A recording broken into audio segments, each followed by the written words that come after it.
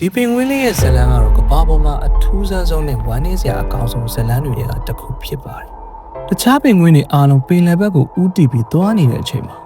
သူတကောင်တွေကမတူညီတဲ့လမ်းတစ်ခုကိုရွေးချယ်ခဲ့တယ်။သူအစာရှာဖို့လည်းမဟုတ်ဘူး။အိမ်ပြန်ဖို့လည်းမဟုတ်ဘူး။သူဥတီနေတာကီလိုမီတာ80ဝေးတဲ့တောင်တန်းတွေစီကိုပါ။ဒီပြုမှုကိုသိပ္ပံပညာရှင်တွေတော့အပြည့်အဝနားမလည်နိုင်ခဲ့ကြပါဘူး။သူ့ကိုပြန်ခေါ်လာခဲ့ကြရင်ရောလို့လူတွေကမေးခဲ့ကြတယ်ဒါပေမဲ့ဖြေကပိုးပြီးတော့စိတ်မကောင်းစရာကောင်းနေတယ်သူ့ကိုဘယ်နှချိန်ပဲပြန်ခေါ်လာခဲ့ပါစေသူကတော့အဲ့ဒီတောင်တန်းတွေစီကိုပဲ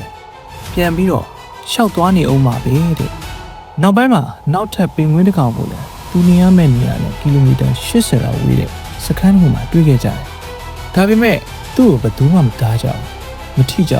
ဘူးမလှည့်ပြန်ခိုင်းကြဘူးဘာလို့မသိလားသူရွေးချယ်ထားတဲ့ဒီလမ်းကိုဘယ်သူမှပြောင်းပေးလို့မရတော့ဘူးဆိုတာအဲ့ဒီလူတွေသိနေလို့ပါပဲဒီပင်ငွေလေးရဲ့ရှေ့မှာကီလိုမီတာ9000ကျော်ရှည်လျားတဲ့အာနာတိကရဲ့အေးဆက်လာတဲ့ကွင်းမြင့်ကြီးပဲရှိနေတယ်အစာမရှိဘူးရေမရှိဘူးအသက်ရှင်ဖို့မျောလင်းချက်လည်းမရှိတော့ဘူးဒါပေမဲ့သူကတော့လေနောက်ကိုတစ်ချက်တောင်သိမကြည့်ခဲ့ဘူးလမ်းချင်းတိတ်တိတ်လေးသူ့ရဲ့နောက်ဆုံးခီးစီကိုပဲဆက်လျှောက်သွားနေခဲ့ပါတယ်လူတချို့ကဒီပင်ငွေလေးဟာတက်တည်ဖို့သွားနေတာလို့ပြောကြတယ်။ဒါပေမဲ့အမှန်တရားကိုတော့ဘယ်သူမှမသိကြပါဘူး